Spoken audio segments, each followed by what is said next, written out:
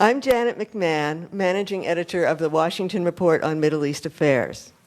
And since April 5th, 1982, when we published our first issue, we have been covering all the activities of AIPAC and the Greater Israel Lobby. So it's great to see such a wonderful turnout for our 5th conference on the Israel Lobby. And as you all know, there's a very strong wind outside today. And thank you for braving that wind. And it's a wind that I do think is blowing in our direction.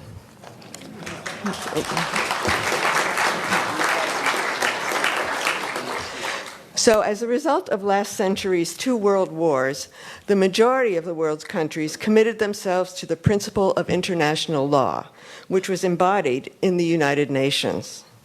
But adherence to that principle and to the institution has not been guaranteed, and in some cases has been outright undermined. Our first speaker, Dr. Virginia Tilley, is a professor of political science at Southern Illinois University. She earned her MA and Ph.D. from the University of Wisconsin-Madison and an MA from Georgetown's Center for Contemporary Arab Studies. She has conducted research in Central America, Israel-Palestine, post-apartheid South Africa, and Oceania. She is the author of The One-State Solution, a pragmatic analysis of the two-state solution in Israel-Palestine, and editor of Beyond Occupation, Apartheid, Colonialism and International Law in the Occupied Palestinian Territories. Dr. Tilley is also the co-author with Professor Richard Falk of a 2017 report commissioned by the UN's Economic and Social Commission for Western Asia titled Israeli Practices Towards the Palestinian People and the Question of Apartheid. Despite intense pressure from Israel and the US, the Commission's chair, Rima Khalif, refused to withdraw the report and resigned in protest. The UN subsequently deleted the report from its website. Fortunately, however, we are about to benefit from the expertise which informed that report's findings. Please join me in welcoming Dr. Virginia Tilley.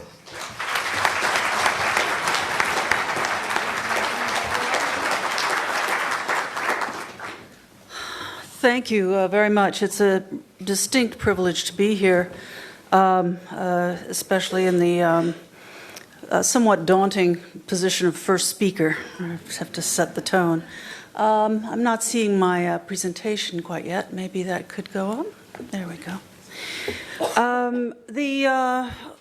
In this presentation, I'm not actually going to talk too much about the findings of the report. We really did write that report for a broad, informed audience of concerned people, and it is not hard to read. I think you don't have to be a legal scholar to do it. So I'm going to briefly summarize the report itself and then talk about what I think is much more engaging at this point to me, which is the implications of the report, implications for diplomacy and conflict resolution in Israel-Palestine. So I was asked first to address the question of, is the U.S. supporting an apartheid state in Israel-Palestine? Well, yes, it is, in short. It is an apartheid state. And by the way, there is no such thing in international law as apartheid state. But its practices are consistent with apartheid, and I'll come to that in a moment.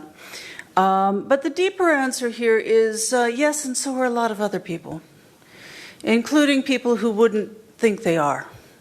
And that's what I wanted to come to in regard to the implications of this finding for questions such as the two-state solution. Essentially, those seeking partition are endorsing an apartheid state, and that is a bit startling, so I want to get to that. And it raises this dilemma that if apartheid anywhere is inadmissible and destabilizing, it cannot comprise the basis for a just and stable peace. Now, this lifts us out of a question of whether you're pro-anybody, and simply if you're concerned about international peace and security, which apartheid is considered to be a threat to.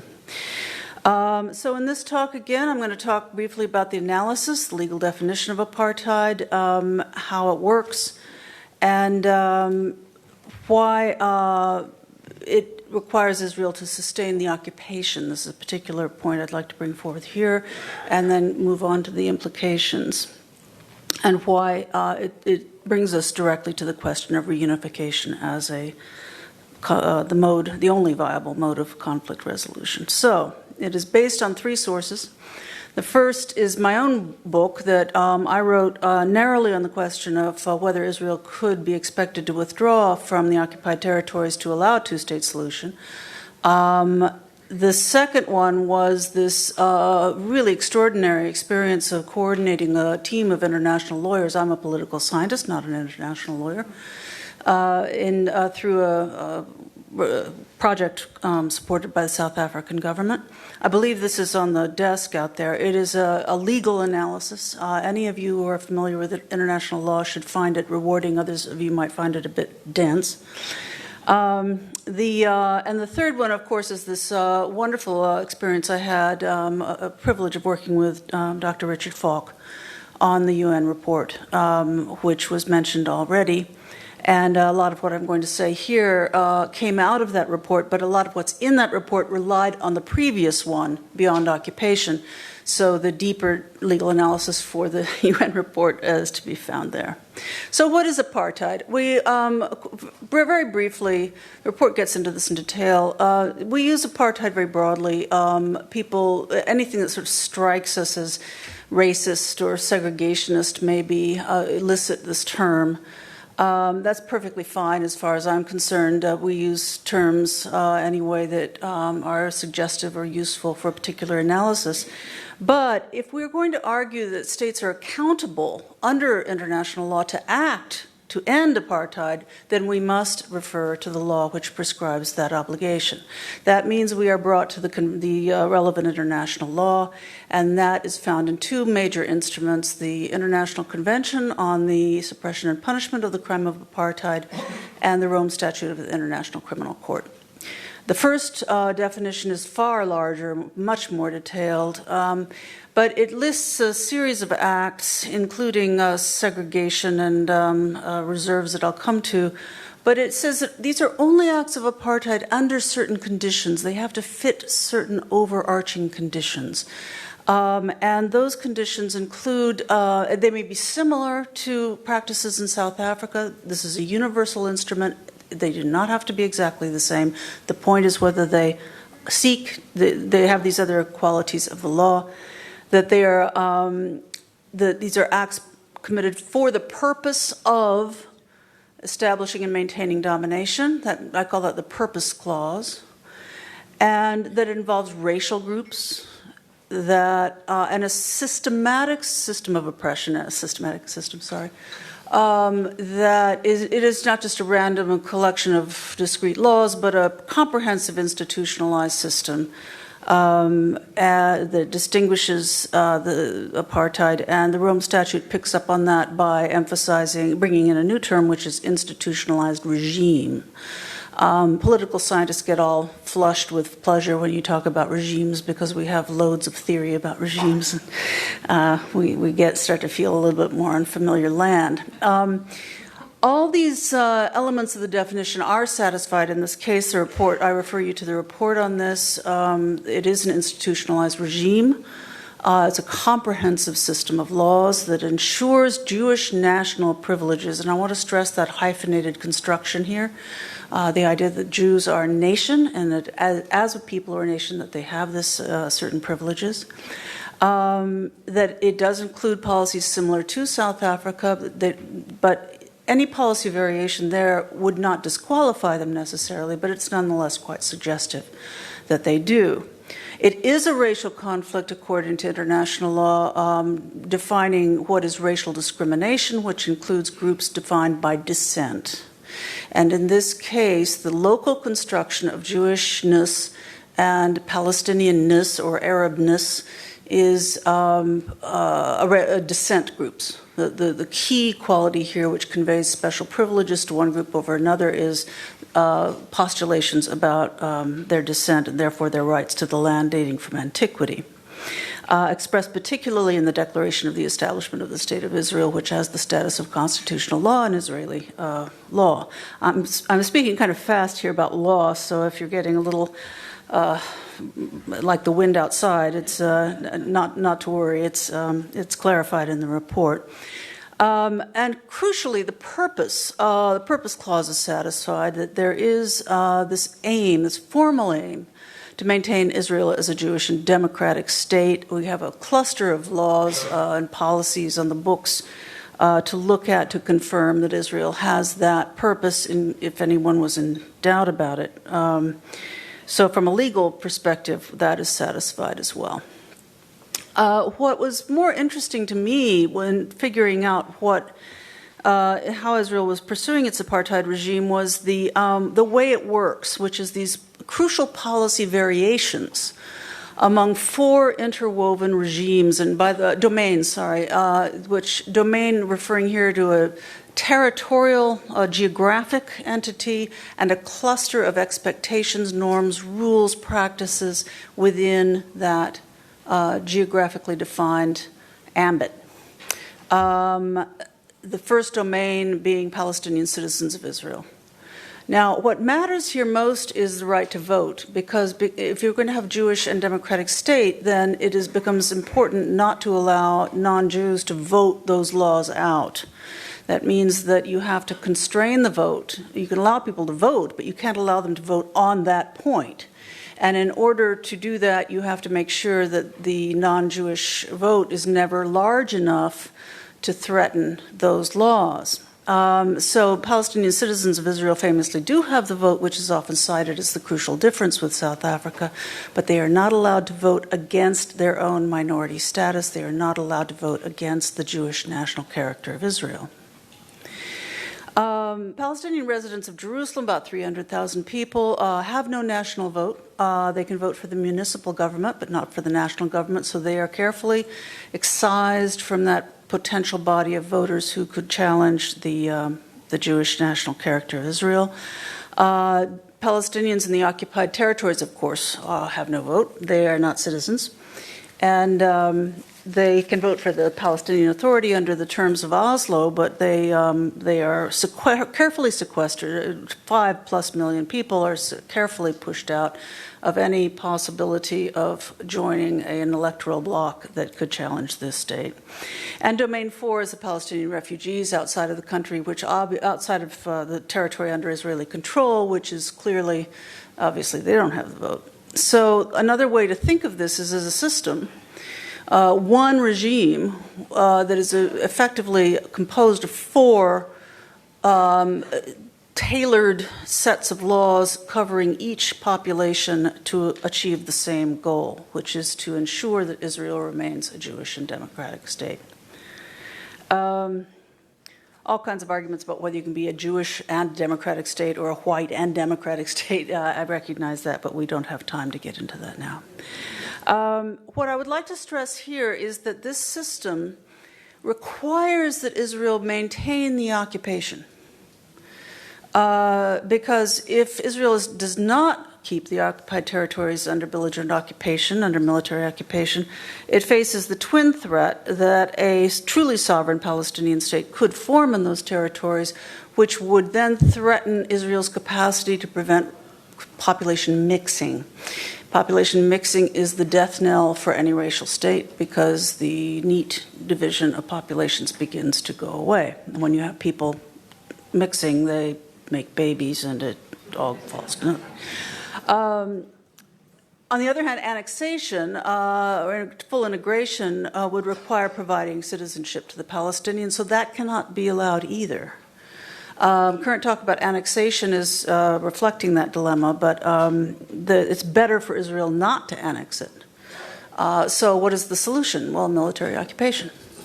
So people who say, well, we have to solve, we must put apartheid to one side in order to look at the occupation. I think you have that the other way around. One is the logic of occupation is following the logic of apartheid.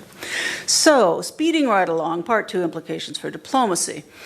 If apartheid, as it always does, it destabilizes the whole region, threatens international peace and security. It must be stopped on those grounds alone. It is immoral, morally untenable. It's a crime against humanity. It must be stopped, but how? The vision of two states is fatally flawed. My first book on the one-state solution got into this in some detail, just from a pragmatic point of view. I really only addressed that one thing.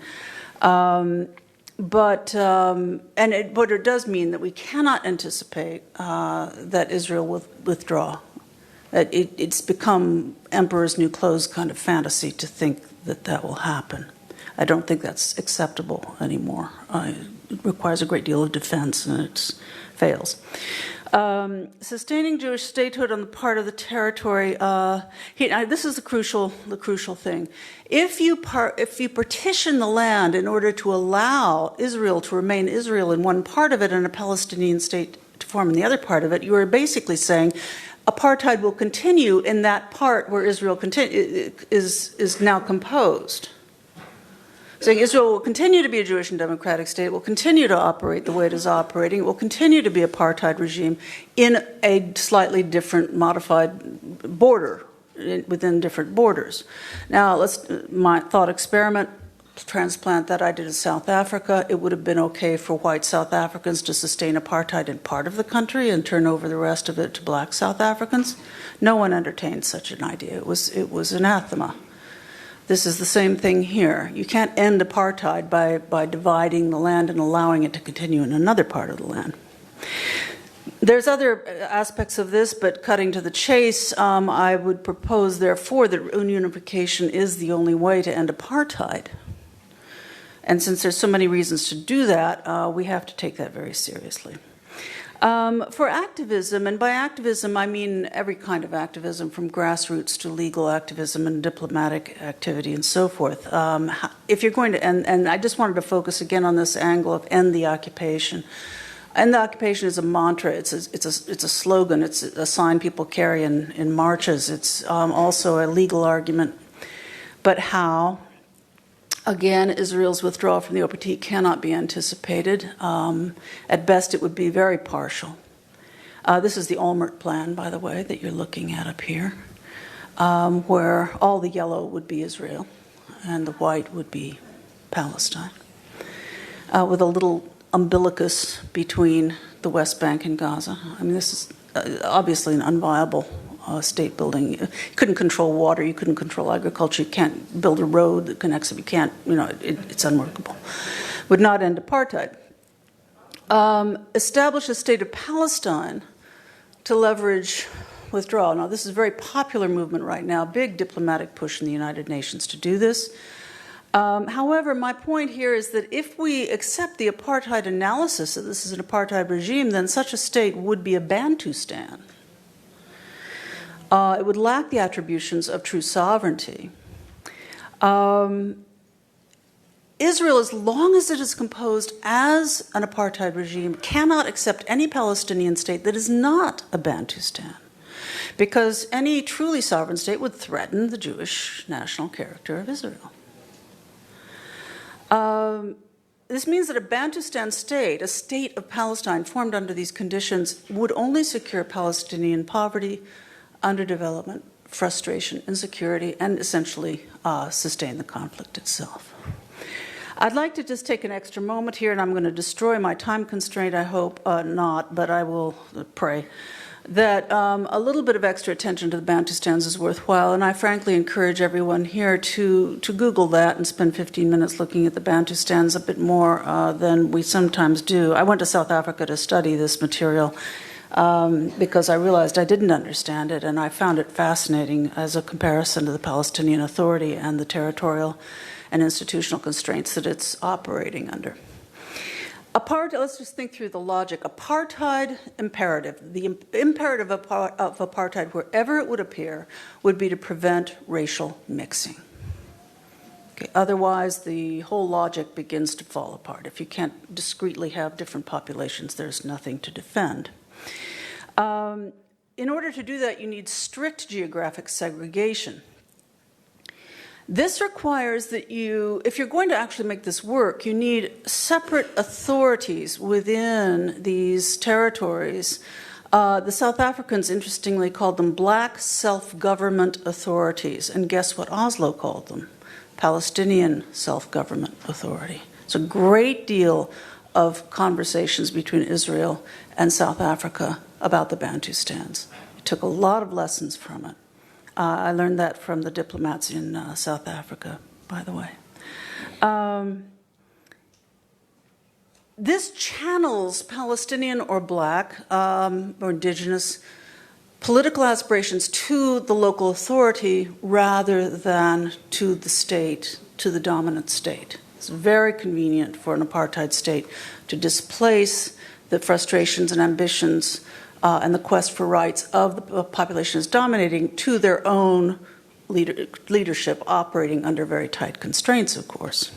The pictures you're looking at on the top is a lineup of the Bantustan leaders in South Africa in the there were 10 Bantustans, but 9 of these leaders were in this picture. And below the Palestinian Authority. And by the way, I don't mean to impugn the integrity or political will of any of the Palestinian Authority people. My point here is a structural one, that they are put into a position where they are compelled to act like a Bantustan authority. From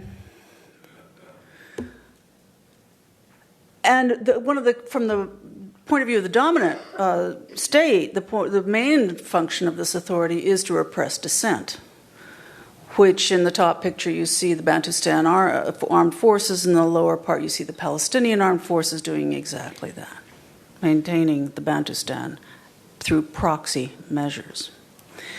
I think the battery's giving out on this thing because I'm pushing and, oh. Let's see what happens now.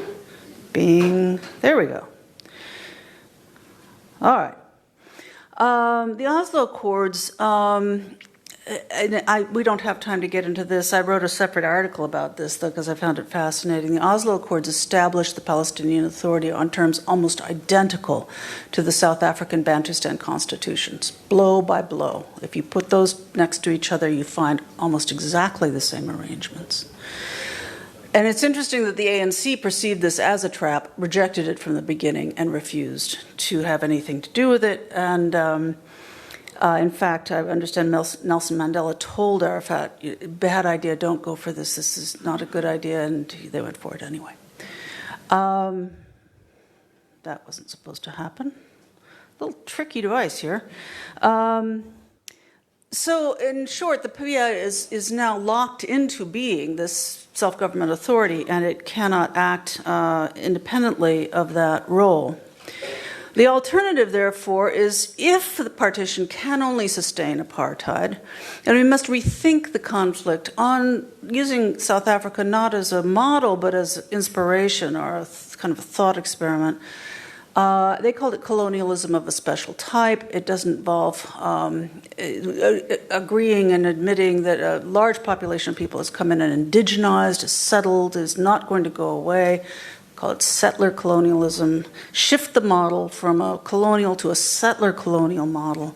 And that means that you do not end it by partition or you can't end settler colonialism and its power by partition. You have to end it by eliminating settler domination.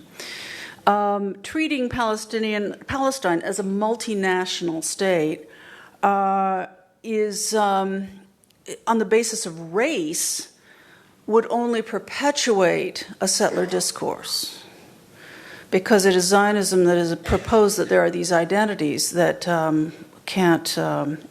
then, if you recognize them and institutionalize them, you're essentially perpetuating apartheid. Treat the whole country as one country, Palestine, wrongly divided by race. This was the South Africa formula. It's one country wrongly divided by race. This means reunifying mandate Palestine. I'm out of time, aren't I? How am I doing?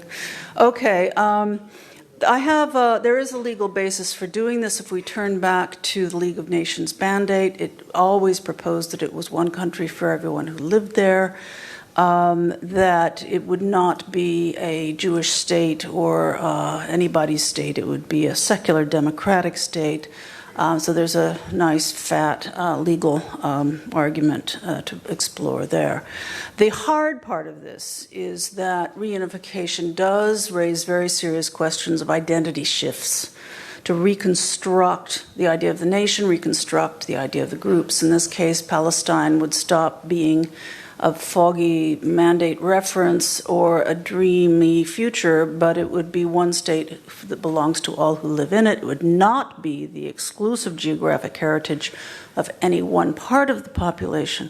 It would not require the departure or exclusion of anybody, which is tough for people who have lost a great deal to it. Jewish has to be reconceived as an ethnic group with full civil, social, and cultural rights, not a people with superior rights to the land, not as a nation with rights to self-determination. And Palestinian, this is the toughest thing for me to say as a non-Palestinian, but it returning to the idea that it is a multi-sectarian identity, it still is actually, embracing everyone in mandate territory, not Arab in any sense that would exclude non-Arabs. Okay, this is one of the problems that Palestinian became a Palestinian Arab state. And under conditions of settler colonialism, you can't do that without excluding non-Arabs, and therefore, unfortunately, that has to be rethought deeply. Not the racial ethnic construction affirmed by Zionism and imposed by apartheid. So that's why the apartheid finding recasts everything. That's why so many people don't want to tackle it. I think it is crucial. I think it illuminates where we are and what is going on, and the more I look at it, the more powerful an analysis I think it is. And I do hope you will consider it seriously as a model for rethinking the conflict. Thank you very much.